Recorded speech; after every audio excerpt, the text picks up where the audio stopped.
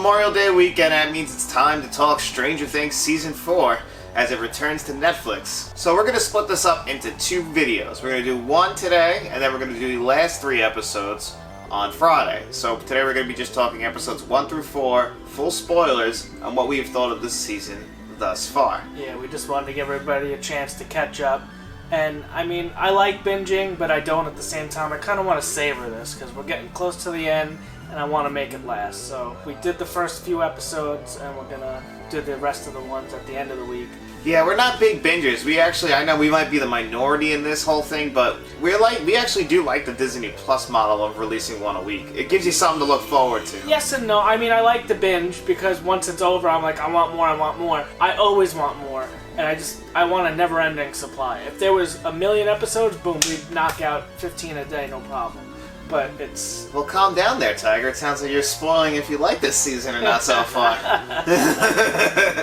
Well, Stranger Things, come on. Yeah, I know. And you know what? I don't want to jump the gun, but I'm loving it. In the first 4 episodes, we just literally finished watching episode 4. I didn't want to stop. We're like, should we just do the whole season? But we don't have the time. It's getting late. We gotta get a couple videos recorded. Yeah. So we had to be adults, and unfortunately... We have to move on. We have to just talk about what we've seen so far, and just to give a quick idea of how the show is going. Halftime. Yeah. We're at halftime. Yeah, exactly.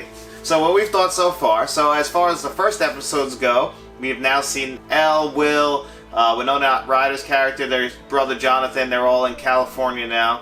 And their other main characters are still in Hawkins, Indiana. And unfortunately, Hopper, we don't know if he's alive or dead or not. Well, we're in the first 4 episodes. We do find out he's alive, and he's in Russia. Well, that's what the whole plot is revolving around, or what are our characters up to, and... Well, I guess that's almost the B story. What they're up to? I guess... Hopper. Well, Hopper is kind of falling to the background. He's the B story, in my opinion, which is still not terrible, because that's still a huge plot point.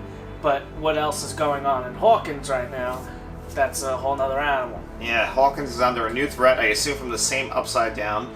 And this time it looks like they're being haunted by this new character called Vecna from the Upside Down. So we don't know if that is being controlled by this other character that is voiced or that is being played by the legend himself, Robert Englund, of the Nightmare on Elm Street fame. Yep. This other character called Victor Creel, that they actually go and visit Nancy and Robin. They go and actually visit this guy in prison in a very Lex Luthor-like scene where they walk down a long corridor where it's all bricks in this prison. You know he's the worst. He's at the end of the hall on the left. He's even got his back turned. You said that was a Silence of the Lambs thing. Oh yeah, that's just like going to see in Hannibal Lecter for the first time in the Silence of the Lambs. It's set up exactly the same way. I think the rules, you can correct me if I'm wrong, might be the same for him.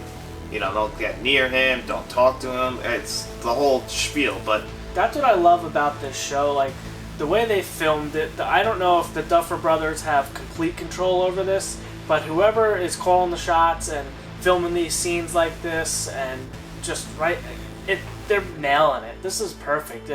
It's got that vibe to it. It's just such an amazing piece of content that they created, and I absolutely love it. I eat it up. Can't get enough. Now, do you think that what they're doing now, because every episode kind of feels like an homage to something from the 80s. I get so much like Carpenter feel and so much like Spielberg or even like other horror directors such as like a Nightmare on Elm Street feel kind of, you know, you get all that kind of... So this is what, 1986 I believe is the year this year, that they're currently in, and Robin and Steve are working in a video store, and I don't know if you caught this, but there was a Freddy Krueger stand-up in the video store. I believe there was a Teen Wolf poster with Michael J. Fox up in there. Oh, there is so much Easter eggs. Yeah, there's Easter eggs all around, but I think because it was right over, I think, Robin's shoulder, the Freddy Krueger thing with the nails. It was a big cardboard stand-up. It definitely has... I think that was like a foreshadowing, maybe, because Robert Englund is in an episode of the show so far. I do think that this season is giving off very much Nightmare on Elm Street vibes. I gotta be completely honest. Like, right down to even some of the score stuff has that piano cue that is very much in the first Nightmare on Elm Street, and like it's part of its original score. I'm getting a lot of that. Plus, it's almost like taking place in dreams where they seem possessed. Yeah. Even the characters. Yeah. Like his thing is he invades people's minds, dreams, mind. You know, goes hand in hand, and it's probably heavily influenced by Wes Craven's Freddy Krueger.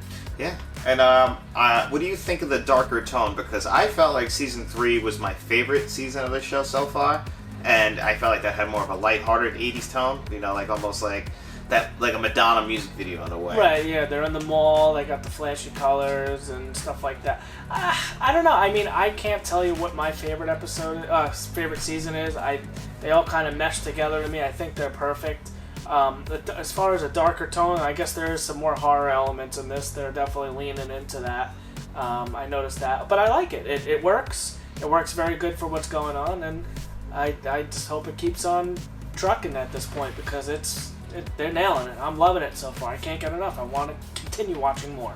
Yeah, I was very worried because I heard about like, oh, they're shifting like the tone, and they definitely did, but I think it works. You know, these characters are getting noticeably older, and I feel like you have to kind of shift it, like the tone of the whole show to be more adult oriented, right, even for where them. The audience is growing with the characters. Exactly. Here. So I mean, characters are looking a little way older than would happen in a year. You know, I understand that there's years in between production and filming and all that stuff, but all these kids hit puberty like that. I feel like they shot the hell up. They are all over the age of 18 now, and they're still playing. You know, like I don't think they're all legally even supposed to be driving as far as their characters on the show.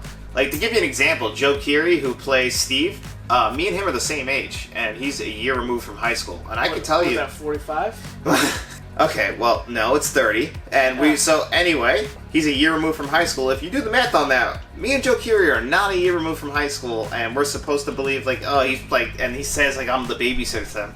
Yeah, you don't really have to babysit adults the last time I checked. That's one thing that's kind of like, and you just have to, you know, we've been through this before. Come on, American Pie. How many other 80s movies where they're playing high schoolers and these guys got 5 o'clock shadows? Right, yeah. There's no one that actually plays the age that they are in real life.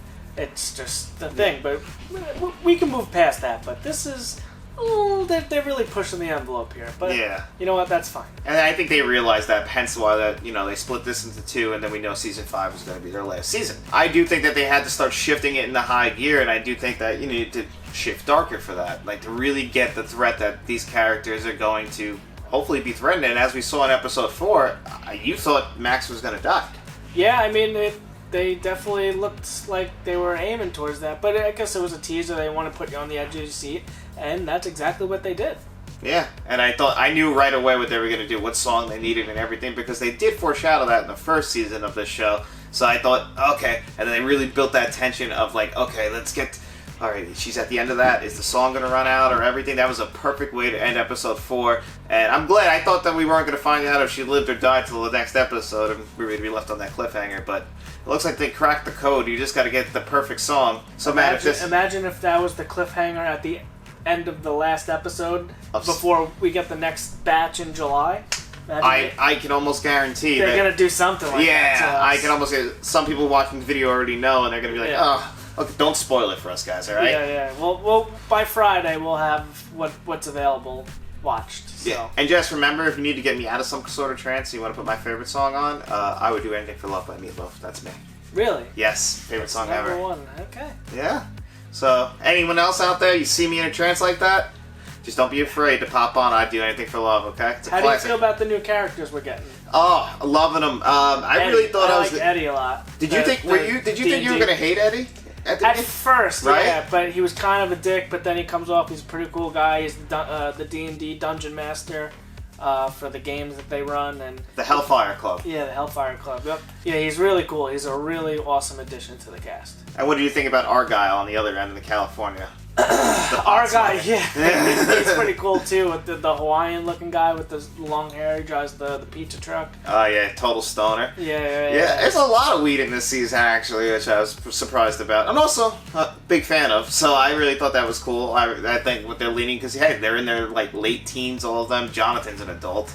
We see him smoking a few. Is there any characters that are still alive that we haven't seen yet? No, I think they got to everybody. Even the guy from who we first started seeing in season 2, the guy from the other guys. Shave. Yes. That guy, what's his name? Yeah, the character Brett Gelman, played by he plays Murray. He's from the other guys. He is hysterical. I'm glad that they keep bringing him back. Yeah, he's a good addition. I enjoyed the scene when Jonathan and the other guy Argyle, they're stoned at the table, and he's like. Haven't gotten your name yet.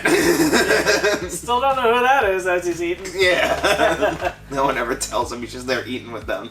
Yeah, that was good. I mean, they definitely... It feels like Stranger Things. They got everything right. The transitions are still really good scene to scene. I love the one out of the credits when they zoom into the chapter. Oh, you know what else I want to ask you? What? How do you feel about when Elle blasted that girl in the face with the skate? Well, I thought the bitch had it coming. Yeah, exactly. I liked it. Yeah. I was glad.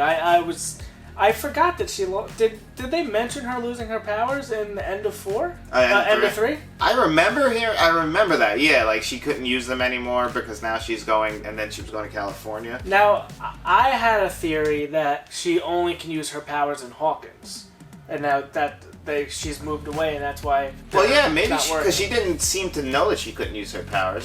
She looked like she was ready. She was like, "What the hell?" Yeah, I don't remember. I didn't do a refresher on season 3 before we went into this. I watched the recap, but I don't recall them mentioning. I remember that being an issue after season 2, her not being able to have her powers, and going into season 3, and then her using it. I think we didn't get that till like the 4th episode, because realistically, and then that's why the guy played by Paul Hauser, when he gets there and he's telling her, "I need you to come back to Hawkins, but I understand if you don't." It's like she could save the day. She's saved the city twice already. It's like, okay, we have the girl, we have her ready to go.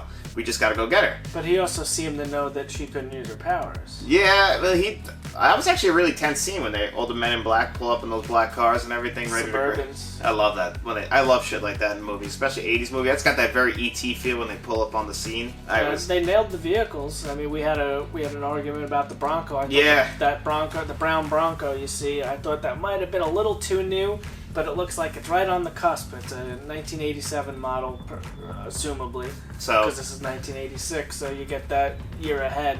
A couple months early, so that's fresh off the lot Ford Bronco. Somebody was able to afford one back then. Love to have that in my driveway. Yeah. My dad had a Bronco. I love that truck. Yeah, they really knocked out more of the 80s stuff in this. It really had the 80s tone as though that does every season. Great music choices. I know that you're a big Tarzan boy fan. So and the roller rink? Yeah. Yeah, I was on cloud 9. Yeah. I knew it when I heard it. I was like, I'm going to get a Tarzan boy text soon. Michael, though, I mean, Mike is just he's looking old. When he first shows up... Finn Wolfhard? Yeah. Yeah, he looks like he's about to go do some masonry work outside of my driveway. Yeah, these guys look like they can just tag out the teacher at this point. But that was the only negative I can say through these first 4 episodes, is definitely like the noticeable age jump. But other than that, I'm having a blast. I can't wait to dive back into the last 3 episodes that we were going to bring to you guys Friday. What about you, Matt? Anything else you want to say before we get out of here? I can't wait to finish this, and then I'm going to be real upset until July. And then we have, I guess, the same amount of watch time, but a few less episodes, because the last few episodes are over 2 hours long. Yeah. And that's awesome. Those are full-length movies at that point. Oh, I can't wait to get into those. I know, it's going to be devastating when we're done with this. I'll probably watch it again. That's what I did when Season 3 came out. I spent 1 weekend binging it, and then the following weekend I watched it again. Yeah. And I'm going to definitely watch this again. I love this. So, it's obviously a thumbs up, 5 stars from us. If you guys want to check out Stranger Things episodes 1 through 4, or chat with us about what you've seen so far in the comments section below, please do that. And if you haven't yet, please make sure you like, share, and subscribe, and you tell all your friends.